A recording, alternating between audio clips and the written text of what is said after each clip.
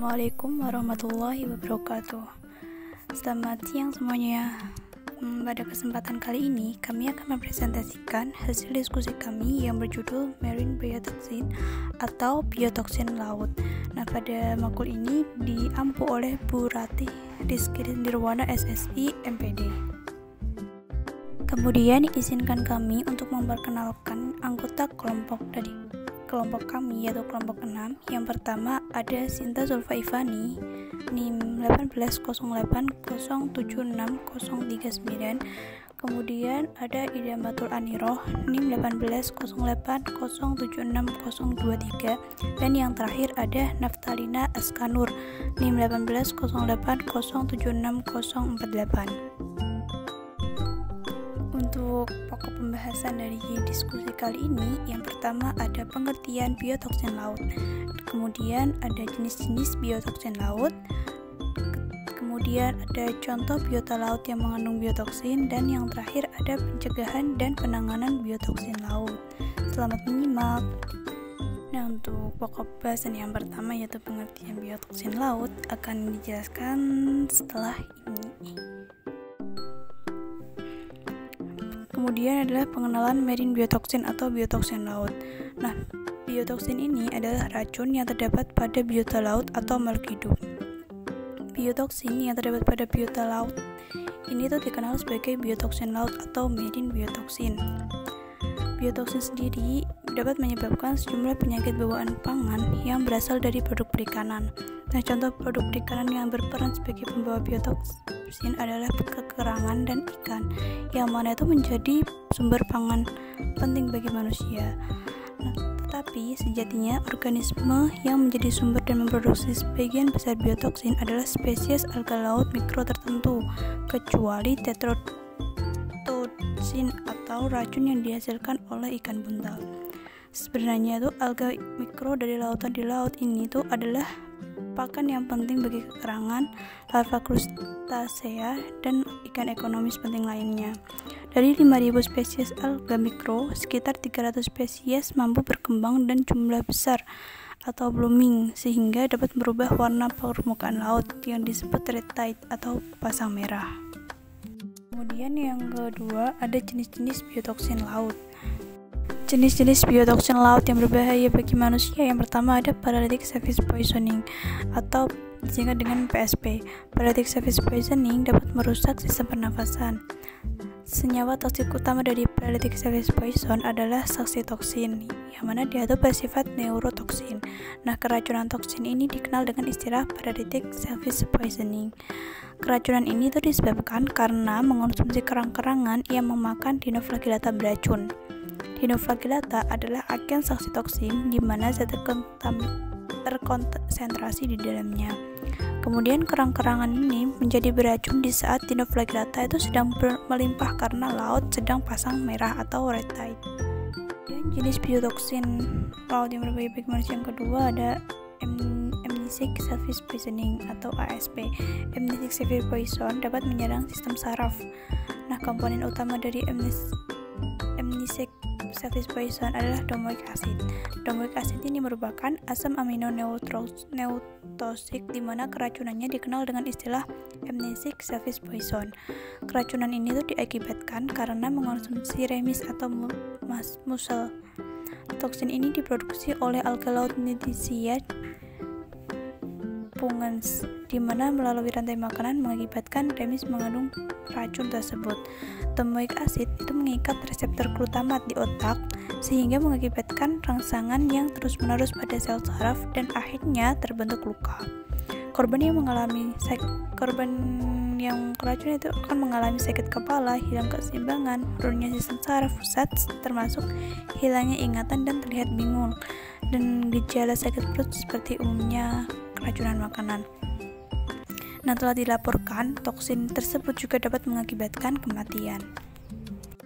Jenis-jenis biotoksin laut yang berbahaya bagi manusia yang ketiga ada diuretic surface poisoning atau disingkat dengan DSP. Diuretic surface poison itu mengganggu sistem pencernaan. Nah, komponen utama dari diuretic surface poison adalah okadaic acid. Komponen yang lain adalah pectenotoxin dan yesotoksin. Keracunan yang disebabkan oleh toksin okadaic ini disebut dengan diuretic surface poisoning. Keracunan ini diakibatkan karena mengonsumsi kepah atau muscle dan remis atau scallop. Toksin ini diproduksi oleh alga laut Dinophysis forti, di mana melalui rantai makanan dan mengakibatkan remis mengandung racun tersebut.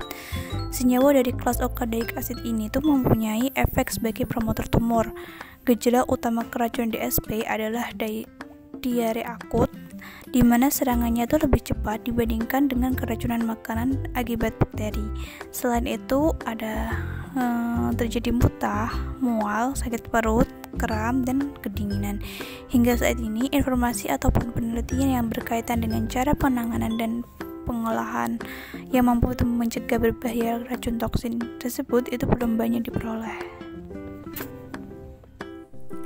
Jenis-jenis biotoksin laut yang berbahaya bagi manusia yang keempat yaitu ada tetradotoksin. Tetradotoksin ini biasanya dihasilkan dari bakteri yang bersimbiosis.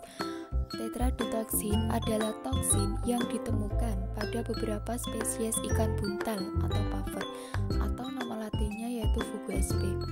Jenis ikan buntal beracun yang terdapat di Indonesia antara lain buntal duren, buntal landak, buntal kotak, buntal tanduk, buntal kelapa, buntal pasir, buntal tutul, serta buntal pisang. Nah, semua ikan buntal tersebut mengandung racun, akan tetapi tingkat toksisitas di antara spesies tersebut berbeda. Gejala keracunan pada ikan buntal ini diawali rasa mual, muntah, mati rasa dalam rongga mulut. Yang selanjutnya muncul gangguan fungsi saraf yang ditandai dengan rasa gatal di bibir, di kaki, di tangan.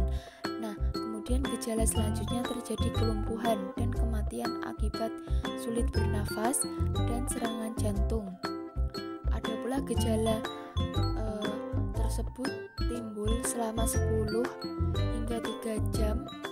menit hingga 3 jam setelah mengkonsumsi ikan buntal.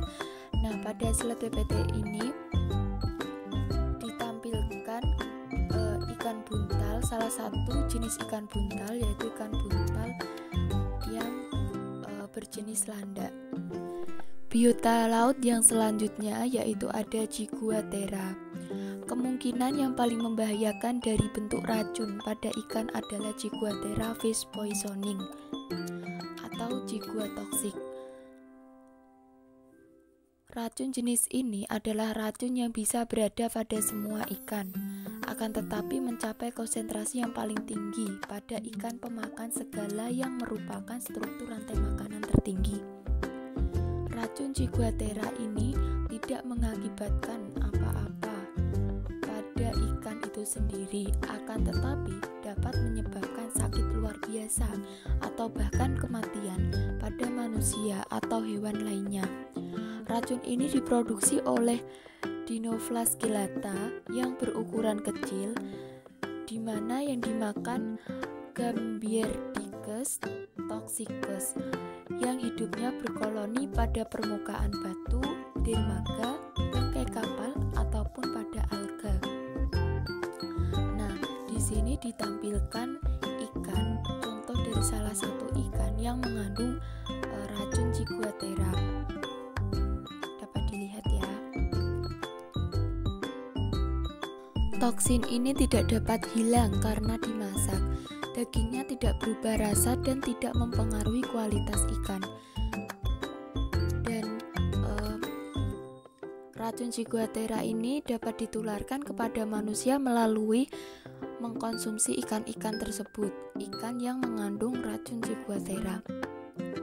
Nah, gejala awal yang keracunan terjadi setelah beberapa jam mengkonsumsi ikan, seperti halnya keracunan biasa, yaitu ditandai dengan diare, muntah, sakit kepala, disertai dengan menurunnya tekanan darah dan menjadi lemah untuk beberapa hari.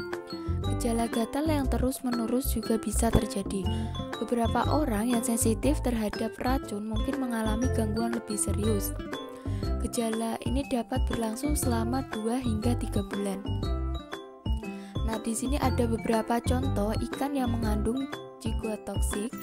Di antaranya yaitu ada amberjacks, black grouper, blackfin snapper, cubera snapper, dog snapper, great barracuda, hawkfish, horse eggs, king mackerel, dan yellowfin grub.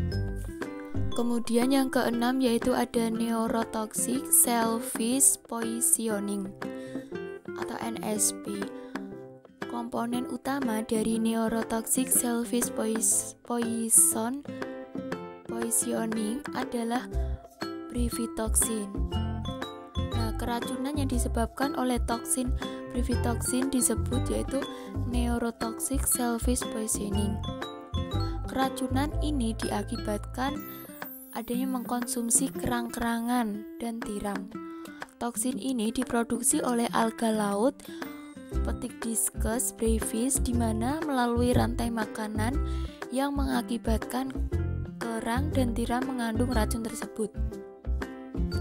Gejala keracunannya meliputi rasa gatal pada muka yang menyebar ke bagian tubuh yang lain, rasa panas dingin yang bergantian, pembesaran pupil, dan perasaan mabuk. Nah, di sini ditampilkan juga dari neurotoxic shellfish poisoning. Gambarnya dapat dilihat pada PPT. Pokok pembahasan yang ketiga yaitu contoh biota laut yang mengandung biotoksin.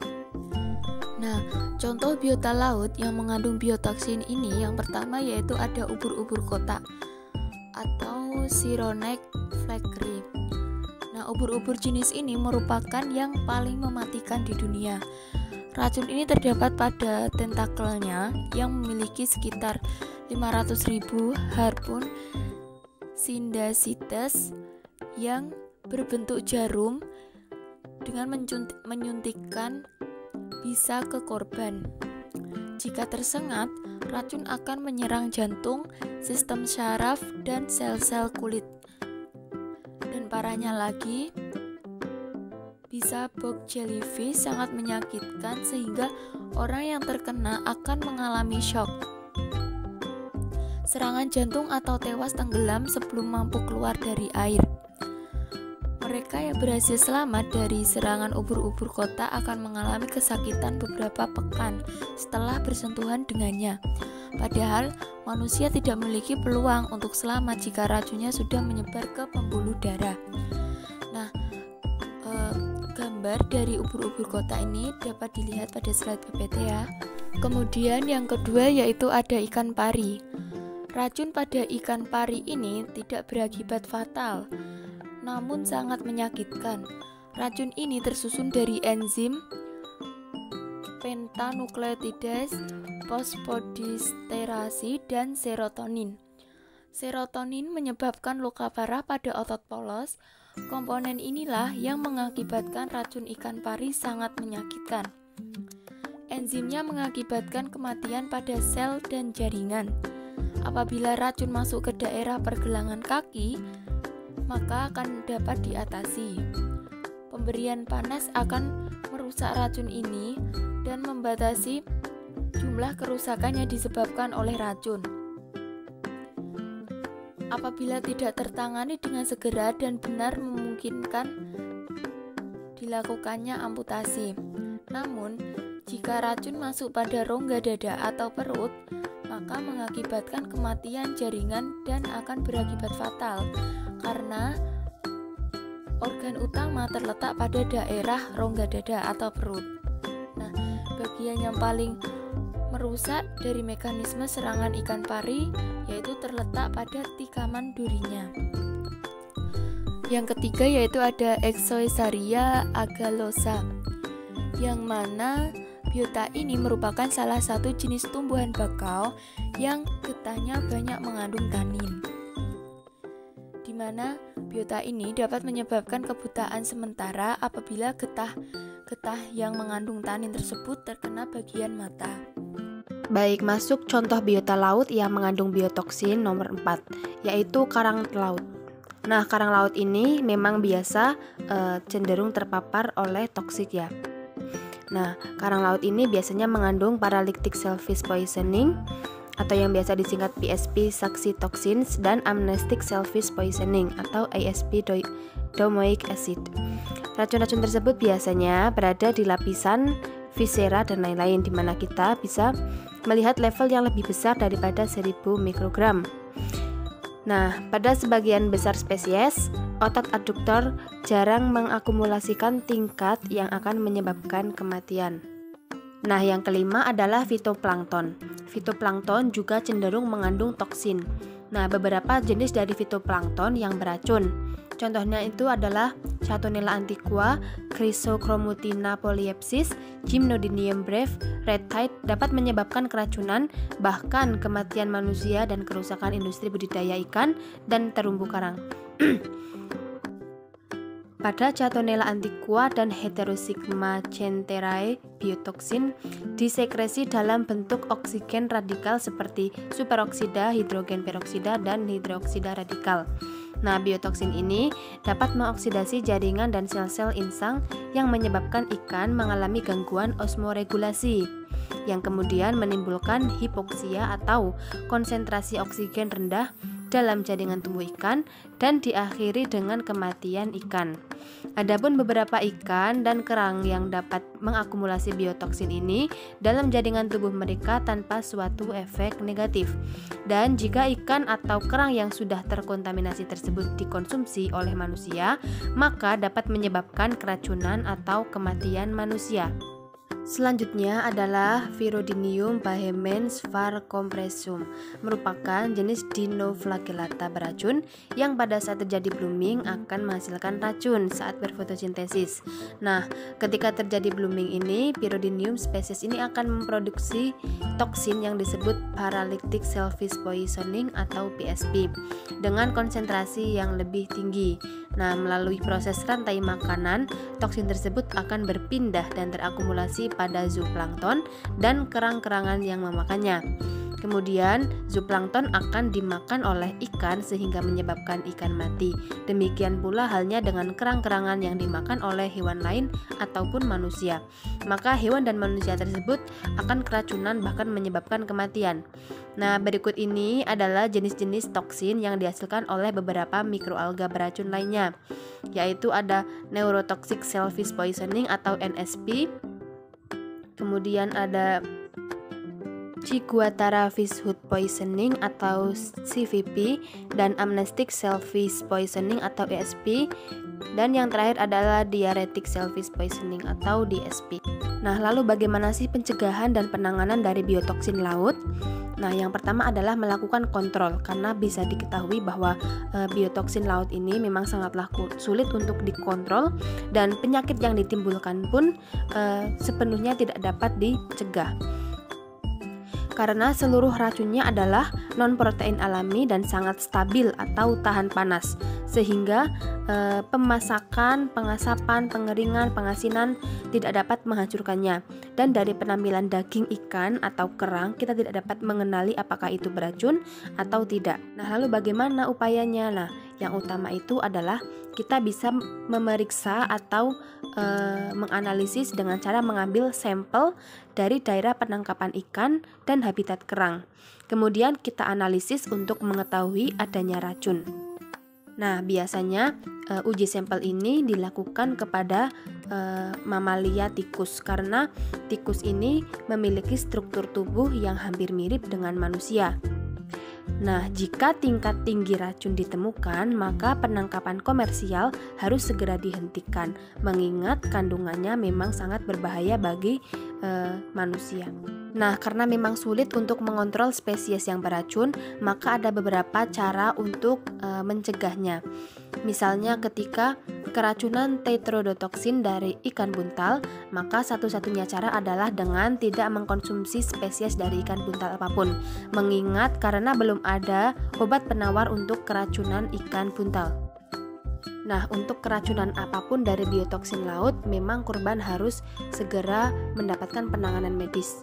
Nah, biasanya informasi penting yang perlu disiapkan adalah usia, berat badan, jenis yang dikonsumsi, waktu mengkonsumsi, dan jumlah yang ditelan.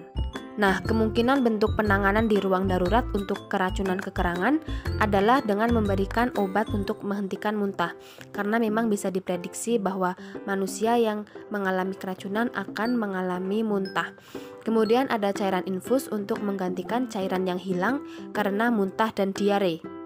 Nah, bila keracunannya adalah paralytic selfish poisoning, maka harus dirawat di rumah sakit sampai gejala membaik.